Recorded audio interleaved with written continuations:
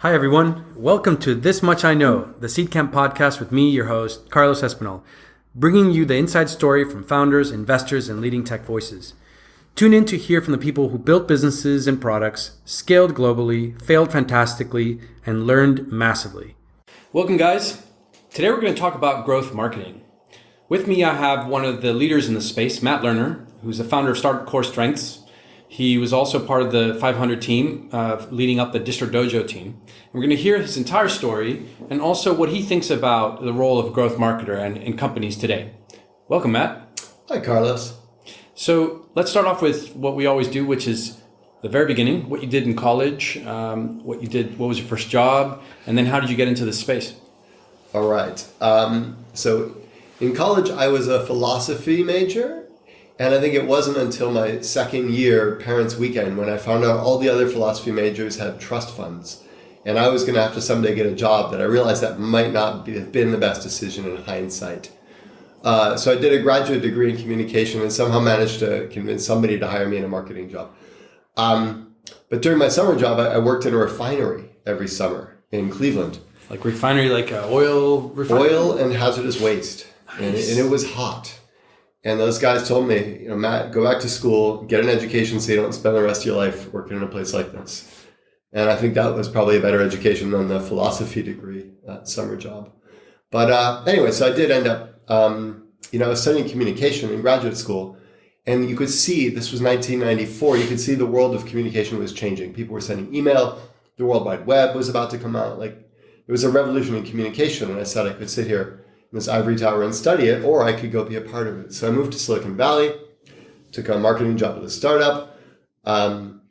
It died about 9 months later, and then I took a job with another startup, and it died about 6 months later. Your actions had nothing to contribute towards their death, did it? No, I was like the new grad. Nice. They didn't give me enough power to destroy their companies.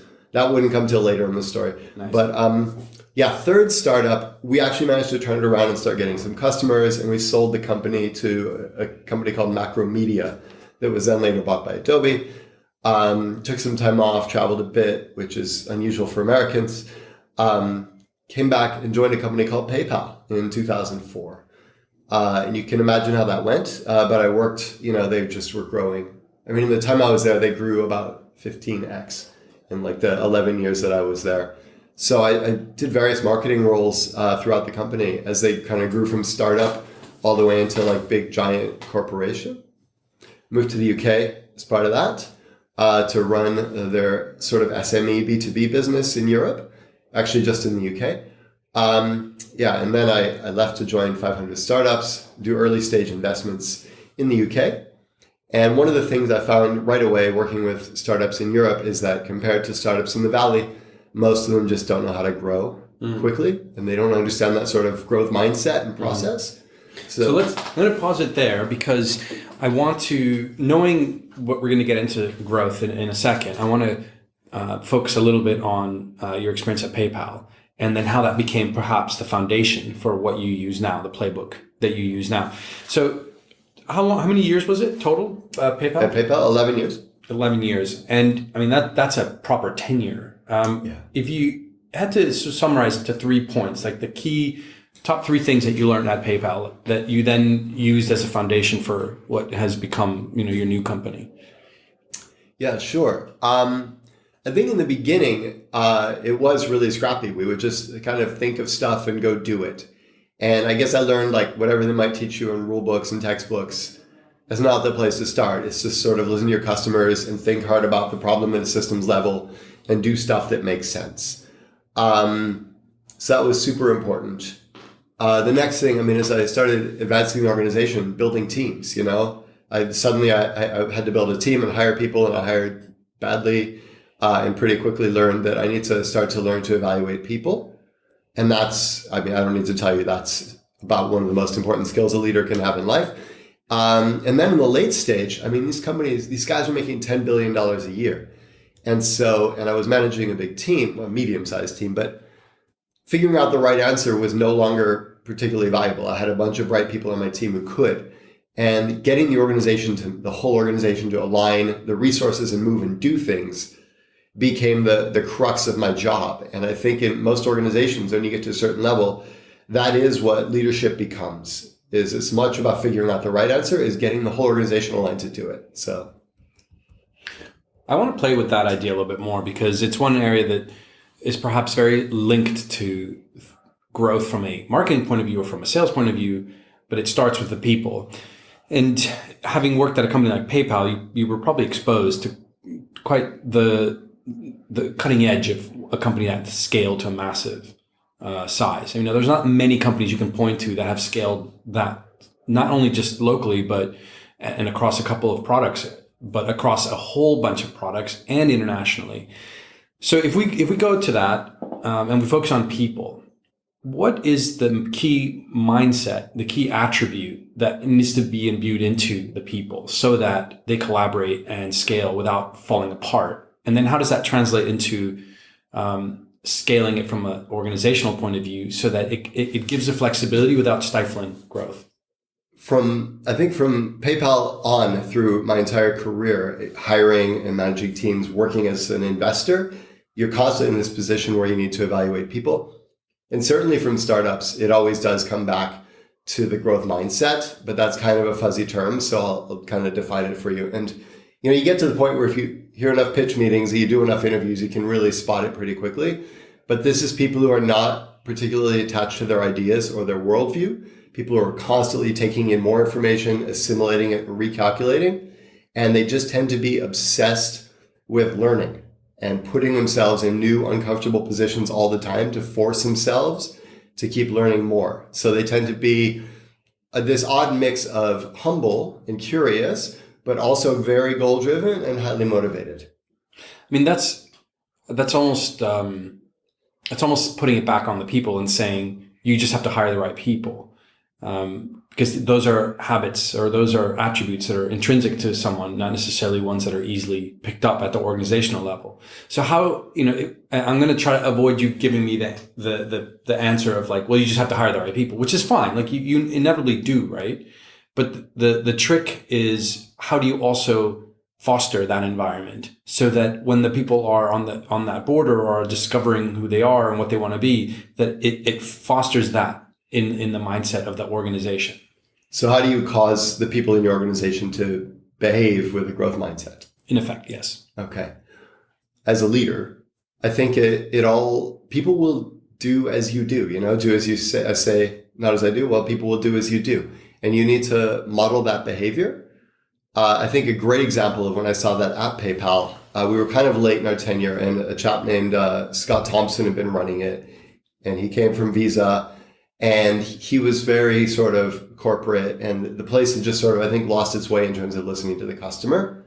And then a guy named David Marcus came in and became president, and he had started a company and then sold it to PayPal, and he was much more of a startup type thinker.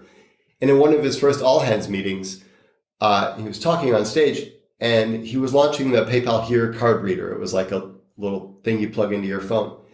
And he started talking about the mistakes he'd made really openly. We chose the wrong part supplier and we compromised on this to save a few bucks, and it didn't work, and we had to recall all the devices. And that's on me, and that cost us this many $1 million, and I won't do it again. And we're all making mistakes every day. And it's going to be expensive if we make mistakes, but it's much more expensive if we don't talk about them. So, we need to share our mistakes and learn from them.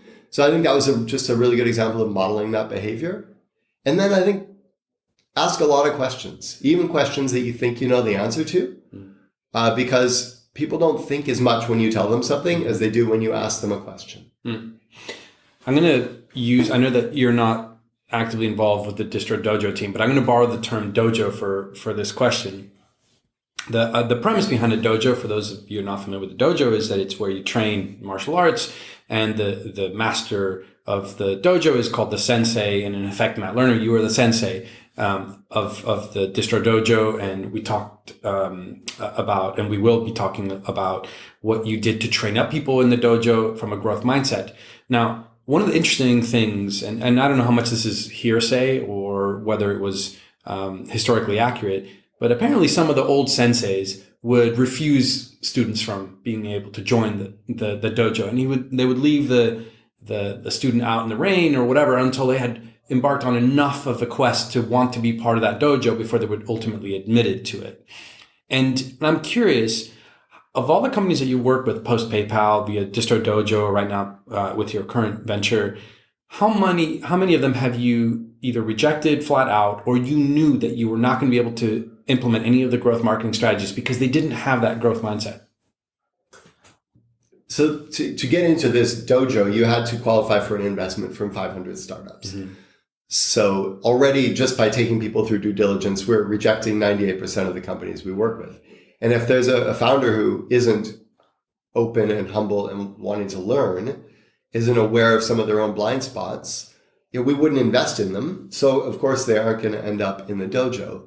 And I would usually just ask founders, what are your number 1 and 2 priorities for the next 6 months? And if getting more customers wasn't one of those priorities, well, I can't imagine why they wouldn't be, but often they weren't. So they wouldn't come in. But still, most people, when they come in, most companies don't realize they have no idea how to do marketing, that they have no idea who their customers are or what they're solving for. And sometimes they do, in fairness, but there's a lot of Dunning-Kruger effect. There's a lot of people who don't and don't realize it. And so a lot of the first week of the dojo was these exercises we constructed to humble the people in there. So we would ask them questions and give them challenges that would force them to examine what they know and what they're able about their customers and their business and about what they're able to do. And that was sort of like sending them out in the rain. This would open them up and get them into a place where they were eager to learn. Yeah. But I guess what I'm trying to figure out is whether or not somebody can self-qualify. Am I ready for this? Do I have the right attributes so that when I start embarking on a growth marketing campaign, or when I start trying to engage my customer, that you can self-qualify whether you need to do more work. In the context of Distro Dojo, you were doing that qualification. Your team was doing that qualification. And then you were putting them through exercise. A lot of the listeners won't be having access to that. So how would you encourage somebody to reflect on whether they have those attributes? Well, I'd work backwards and say, okay, well, what does success look like? And am I on the path to get there? So success looks like in a startup, you have product market fit, and you're scaling that quickly through multiple repeatable channels with good unit economics. So if you're looking at yourself and you're not sure if you have product market fit, you don't. I mean, that's another thing I learned at PayPal. I mean, when you see those graphs go up and to the right, you don't have to look at the graph and wonder. So are you sure you have product market fit? If not, are you doing lots of experiments really quickly to find it? Or are you building one giant bet and crossing your fingers and hoping that that's going to be it? And then if you do have product market fit, congratulations. But are you completely dependent on one channel to get customers? Are the unit economics on that channel okay? Is it predictable and reliable? Or do you have a playbook to sort of add adjacent ways to get customers, whether it's new geographies or new sources of traffic or new biz dev partnerships? So do you have a way, multiple levers to increase that scale? And if you don't, do you have a systematic process to start hypothesizing, testing levers, and adding them to the mix? Yeah.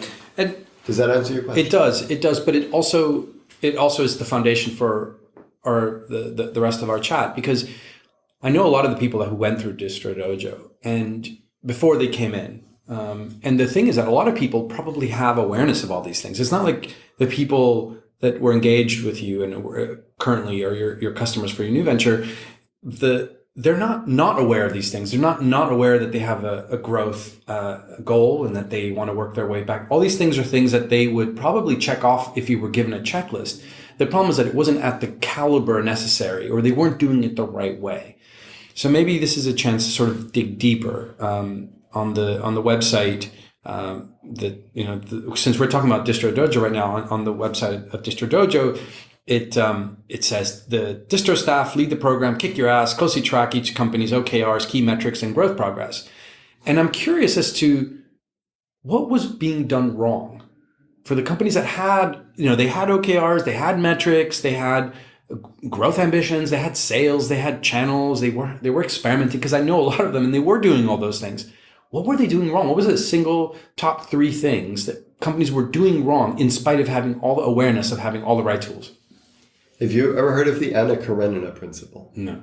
There's a line in the beginning of the book that says something to the effect of, happy families are all alike, but each unhappy family is unhappy in its own special way. And I think, I could give you a list of 20 things they're doing wrong. Do it. But instead, let me tell you what right looks like. Because when things are all aligned and they're working, it goes well. And I know this sounds like a cheesy transition into a sales pitch, but this is what the 5 core strengths are. Mm-hmm. Like the 5 things that a company really needs to have sorted out. And everything that goes wrong is, either some variation of this or bigger startup problems like founder relations or something like that. But so the first one is the message, which is the proposition. You need to understand the thing you're doing for your customer, how you're helping them in their life. And you need to be able to talk about that succinctly, present that to the customer in the right place where the customer is looking for a solution to that problem at the right time. And in a way, because customers are going to give you like 3 seconds of their attention. So it needs to be exactly the right words or images or whatever to hook them in. So message is number 1. Number 2 is metrics. You get what you measure. And so honestly, so there's companies who don't measure stuff and it's obvious and they know that that's bad. The companies that really surprised me, because these were super bright founders and they'd come in, but then we'd spend 3 weeks debating their metrics and they had these massive dashboards with all this complexity in it. And I realized they're completely overthinking it. And that's just as bad, because if you're overthinking and debating every decision, not just your metrics, you know where that leads. So finding the sort of rate limiting step in your startup's growth for the next 90 days, not, forever, and just picking a point and focusing on it and measuring it correctly. And then, there's that focus. If you take any of your big winners, number 1 is message, number 2 is metrics, number 3 is focus. If you take any of your big winners and look back, you'll see that in the end, like 10% of the stuff they did caused 90% of the growth, and 90% of the stuff they did ended up in hindsight being a waste of time. So the key is to not be random in that search, to be very guided and directed and be running tests and experiments of hypotheses that will get you closer to finding that 10% faster. So focus is number 3. And then process. So once you're running those experiments, the process is sort of the drumbeat that keeps it all going. You've got to, it amazes me. You've got a prioritized backlog of growth experiments, prioritized by effort and impact. No product team would ever function without a prioritized backlog. And almost no marketing team actually has one. So you're doing that. And then you're saying, okay, we want to do this big, hard thing. But it's big and hard and takes a long time. So what's the riskiest assumption? And what's the quickest, easiest way we can test that one assumption first before we really invest in building the feature or buying the TV commercial or whatever? So you follow this process. We have companies run on weekly sprints. Mm-hmm. And then, of course, the last thing is team and growth mindset and the right people in the right roles, which we talked about. So if a company's off track, it's going to be 1 through 5 of those things in some combination. So maybe this is a good point to have you just talk about what you're doing today, and then we'll come and revisit those 5 things and the key ideas behind them. So walk us through what startup core strengths are. Sure. So the dojo was great fun, and it was great fun when we'd work with a company and they'd have success out of it. But we were literally working with them. There was a team of 5 of us, and we'd work hands-on with them for 3 months, somewhere. This is very intensive. And first of all, it's a lot of work and it's not scalable. Second of all, startups couldn't afford to have 5 experts working with them for 3 months. And third of all, startups just don't have the time.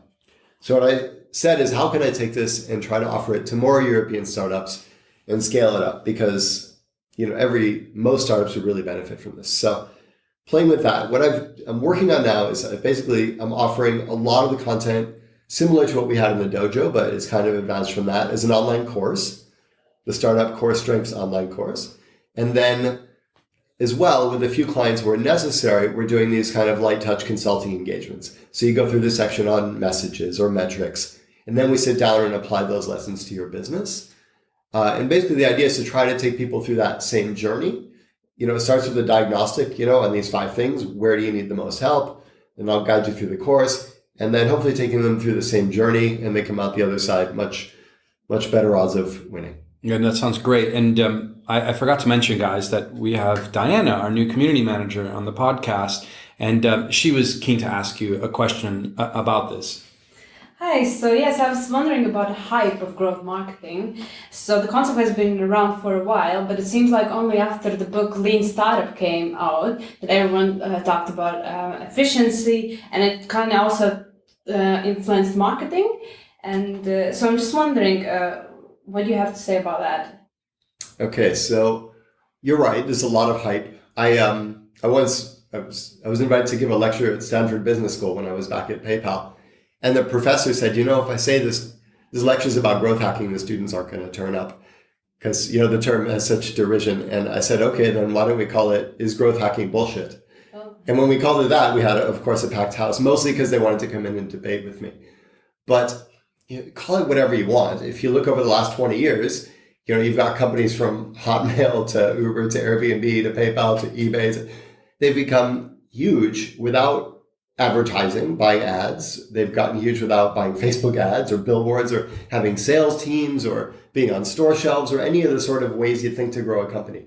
So call it whatever you want, but there is definitely a process and a discipline there. And it helps that the books come out, the Lean Startup. And I think that resonated really well with product teams, but I think marketing teams have been slower to pick that up. And I guess part of it, also the lean process, as Eric explains it in his book, is build, measure, learn. And with marketing, it's more like experiment, measure, build. So we actually try to do the experiment before you even do the building. So the loop is a bit different too. Does that answer your question? So what's interesting about that is clearly the foundation of your company is shifting the dialogue away from what people's perception of growth marketing is and moving it more to what seems to be the fundamentals, and then leveraging what we've learned from the product world and applying it to the marketing world, and maybe not even calling it that. So what would you call it? What would this new discipline be called if it's not called growth marketing? I'm not sure. I mean, I think growth marketing is all right, except that the world doesn't like it, or you could just call it marketing, or you could call it startup core strengths. Yeah, I don't know. I think it's probably the legacy of where it came from that can sometimes stifle things. And Diane and I were talking about the nature of that, and whether or not the investor base, shareholders, are feeling like maybe growth marketing as an idea is now maybe not as successful as it once was, and whether it justifies having somebody full-time on your team that has that. And then you look at articles coming out about 50% of VC's funding going straight into Facebook and Google's coffers through paid campaigns. That's why maybe the term is got some negative legacy around it. But maybe you can walk us through how investors that you're working with at the moment, or people that you work with, how they're representing this function within their company to investors and making it a key part of what they're doing. When I talk to investors, it's not really about the nomenclature of is it growth, but investors obviously want their companies to acquire customers at an accelerating pace with good unit economics. And of course, they get frustrated when that doesn't happen. And there's a bunch of levers that they'll look to pull. They think it's important to hire a good head of growth. And sometimes, they spend money on Facebook ads, but they do pretty quickly realize that, you can't just keep paying Facebook. That's not how you build a startup. But ultimately, yeah, they need their startups to find this ability to scale growth. And usually hiring a head of growth alone isn't enough. It needs to start at the top of the company. It's a process and a mindset. And I think, and this is a bit of a tangent, but I think a big problem comes sort of around that crux of finding product market fit or not.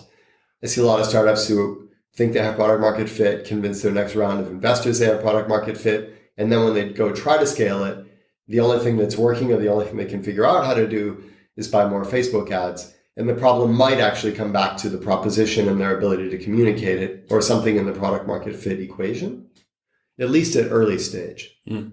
All right, so let's revisit those 5 core areas. We talked about them as being message, metrics, focus, process, and team. And we talked about team earlier when we were revisiting the whole idea behind how you selected teams in 500 startups. And the idea of metrics, you mentioned earlier how people were sometimes tracking everything, and then there was paralysis. One of the things that's hard, especially pre-revenue companies, is finding a proxy for revenue, right? So revenue is always a great metric. Are you selling or are you not? And then lifetime value over cost of acquisition is another great metric because it gives you a sense of unit economics. But when you don't have that, and you're still in that process of trying to figure out all these things, how did you help companies find the right things to focus on, or maybe one or two things to focus on that would eventually lead to that. But in the short term, they need as a proxy to know what to focus on. I mean, the proxy is people's time and attention, because people are often, I mean, think about how many businesses have started in the last 20 years that just sell convenience at a heavy premium.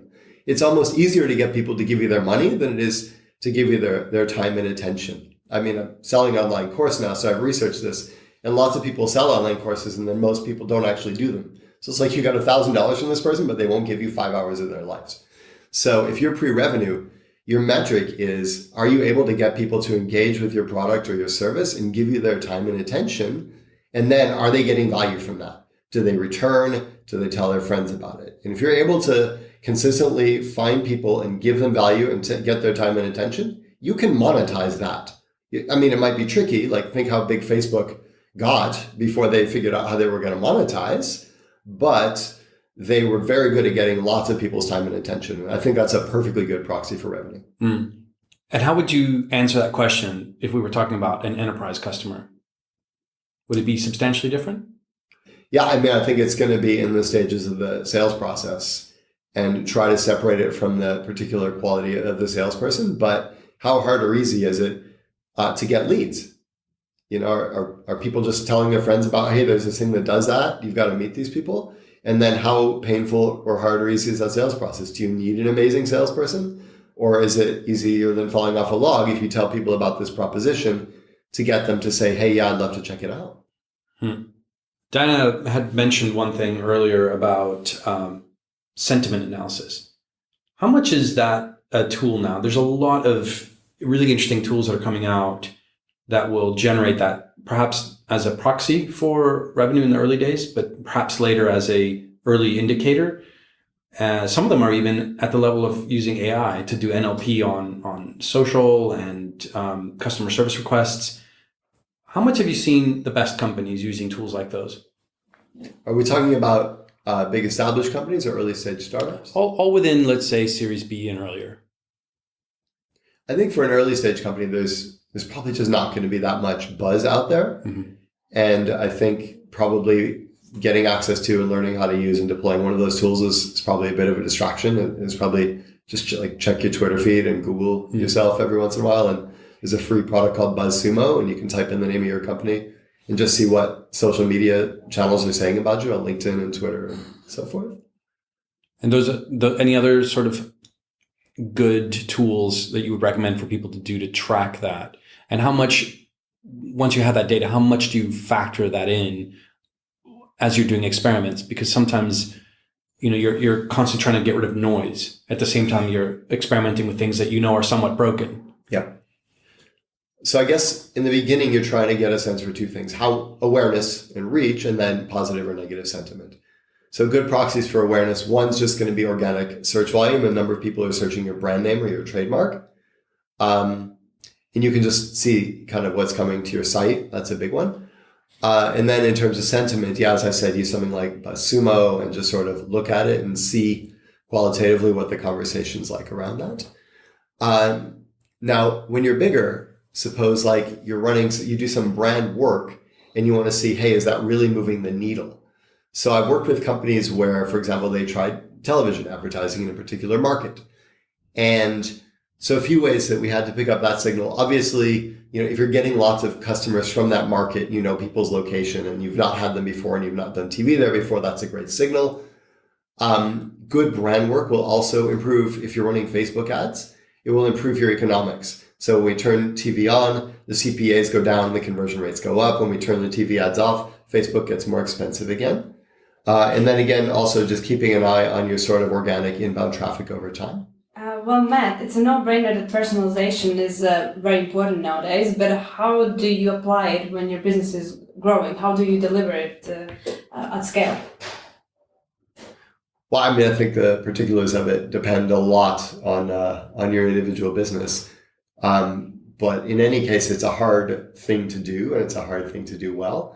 So I'd say the first thing is understanding in the customer journey where it makes a difference, which little touches make the most difference. For example, there's a cognitive heuristic called the primacy recency bias, which means if you ask somebody, how was your day? they're probably going to tell you how their day ended. They're not going to sit there and go through each hour and be like, well, 9 o'clock was about a 5 out of 10 and 10 o'clock was really good, but 11 o'clock sucked because I was getting hungry. So, same thing. If they're going to remember the last thing, then make sure the very end of the customer experience is really positive and memorable and sort of net promoter creating. And then the other piece I'd say with a lot of the best companies now is some stuff is just really, we're just not there yet with machine learning, and just kind of have the Wizard of Oz effect where some of it's automated and some of it's not. So I know a bunch of chatbot startups that'll do different services for you. And the chatbot has like 90% of the conversation, and then a human jumps in for the 10% where it's not working. And then the chatbot coder is sitting there with them trying to automate those cases. It's a funny one because are you seeing that as a trend? Like the need to be hyper personal in order to be able to have more effective growth marketing? Do you see that, like on social channels and everything I met a company recently that does AI level personalization on all your media assets to target your customers at the individual level. Are we at the point in the Cold War of advertising and marketing messaging that you need a tool like that really at the early experimental days to really stand out? I think it depends what you're selling. If it's kind of a low price point, low touch thing, you generally need to win people's trust. There's lots of well-established ways to do that in marketing, exposure effects, them seeing you a lot, endorsements from authorities, things, there's all sorts of ways to win people's trust. Personalization is tricky because depending on the context and how familiar they are, it might come across as winning trust or it might come across as creepy. And so you need to sort of keep that in mind. But if you are selling something that's kind of more expensive or upmarket, or the experience you're selling is kind of a long, complicated thing. It's not like PayPal send money to your friend, but you're doing this more complicated software as a service. Then obviously, you're probably competing with a human doing the same thing offline. In which case, the personalization really has to be there, or else your product's going to fall flat. It's a good way of thinking about it. So if we jump back into your 5 things, one of the ones that I wanted to cover before we wrap things up is process. Walk us through a little bit more in depth. I know we kind of skipped over it a little earlier. What is that part of the 5-step do? It's my favorite thing to talk about. So after we ran the Distro Dojo program, 35 companies, 2 years, I emailed all the founders, kind of follow-up survey, likely to recommend, blah, blah, blah. And I said, what was the most valuable thing you got out of the program? And some of these companies, we had one company who increased their conversion rate from website to customer by 700% in 10 weeks. I mean, we had these huge wins. We had one company that kind of cut their churn in half, a subscription service, B2C. And so I expected, the most valuable thing was when we fixed this problem or when we found this hack. And that none of them said that. They all said the process. And when they call me back now and say, Matt, we need Startup Core Strengths to help us with something, we need to get the process back. And the reason is you can find one hack. You can go to the gym for a week in January and you get a little bit stronger, but you're not going to be strong and healthy unless you do it every day and keep doing it. So that's what I've been doing wrong all this time. Damn it. All right, sorry. So the process is the drumbeat that keeps you doing this stuff. So to walk you through it, basically you start with understanding your customers and their needs and that sort of we use a jobs to be done framework. And then your KPIs, we've whittled you down to a really small number of metrics, a North Star metric, and then 1, 2, 3, 4, 5 key drivers. And each key driver is a number that a person is trying to move by doing a job. There's other metrics you want to watch, like average order value, but you're not necessarily trying to maximize, just keep it within a known range. So you've really got this short list of metrics and everyone can attach their work to one of those numbers. Okay, then ideas come from everywhere. Brainstorms, looking at competitor sites, doing user research, your investors shouting at you, like all kinds of ideas come in. Then you prioritize them by effort and impact. Makes sense? The easy ones that are big impact, you go do them. The hard ones, the expensive ones, the ones that take a long time, this is where you say, okay, this is a big idea. What's the riskiest assumption? We're going to build this whole feature. The riskiest assumption is that anyone wants this feature, right? Okay, what's the simplest way we can run an experiment and just validate or disprove that risky assumption before we do all the work? So then you prioritize those, and then we're doing weekly sprints. So you've got your backlog. Depending on the size of your team, you pick 1 or 2 or 3 projects, and you go sprint for a week and execute as much of that project as you can and get together again. It's very hard to do a lot of work in a week, right? Even in a startup. And sometimes we let companies go to 2 weeks. But what you do then is you say, if I can't do this in a week, am I overcomplicating it? What is the 1 week work unit? Or is there a quicker, simpler way to do it? And so that uncomfortably fast pace forces people to accelerate. Because ultimately, every time you do a test or an experiment, you're learning something about your customers, about your company's infrastructure, about your ability to get traction at scale. And the more experiments you can run, like however much burn you have, you've got 6 months of runway, a year of runway, the company that runs the most, best experiments fastest is going to get to the goal. So you're cycling these weekly sprints, you're running these experiments, 80% of them fail, 20% of them succeed. So you get together in the Tuesday of the next week, say, okay, what did we say we were going to do? What did we do? What happened to the numbers? What was the outcome of the experiment? Okay, why? And then you've got the whole team around, you have this really good discussion. If it didn't work, everyone on the team now learns why it didn't work. They all share that learning. It doesn't stay hidden somewhere. And if it did work, great, then we all learn about that. And then as a group, you decide, okay, based on that, what should we do next? Go back to the backlog. Is this still the highest priority thing? No, we learned this new thing about our customer. Oh, in that case, let's pick item 6 and do that. Well, thanks for sharing that structure for us. If founder wants to get in touch with you to work with you to help navigate those 5, what's the best way of doing it? This is your chance to promote. I'm taking a limited number of clients. I'm pretty full up now, but also there's the online course available. But yeah, it's my website, startupcorestrengths.com. Cool. And we always like to wrap up with one question. Today's question is going to be, what do you think we're going to look back on 50 years from now and say, how in the hell did we let that happen? I guess it depends who we is, but I think, this is a very broad thing, but in society, it's clear that the difference between rich and poor is getting wider. And there's this, 9.9, 10% of people who have the vast majority of the resources, and most people are really left out and disenfranchised. And that's why you see the rise of populism and elections in the United States and across Europe and around the world. And that is creating a dangerous, unstable system. And the way to give people opportunity the reason the world is changing very quickly, technology, innovation, startups are putting a lot of people out of jobs. And that's one of the driving factors in this. And it's maybe I'm underthinking this, but it seems like a really important solution is to help people learn to do new jobs, because lots of new work is being created. And, as a society, we're not investing in that. And to me, that seems like you sort of ignore that at your own risk. That's a good point. So look forward to seeing how we solve that. Yeah. Well, I'm trying to do my little part in this. My business isn't this grand, but at least come up with an easy way for people to learn how to do marketing, Fair enough. Which is a pretty good career. Fair enough. Well, thanks for joining us, Matt. My pleasure, Carlos. Always great catching up with you. See you later, guys. Bye. Thanks for listening. If you enjoyed the podcast, don't forget to subscribe on iTunes and SoundCloud, and leave us a review with your thoughts on our show.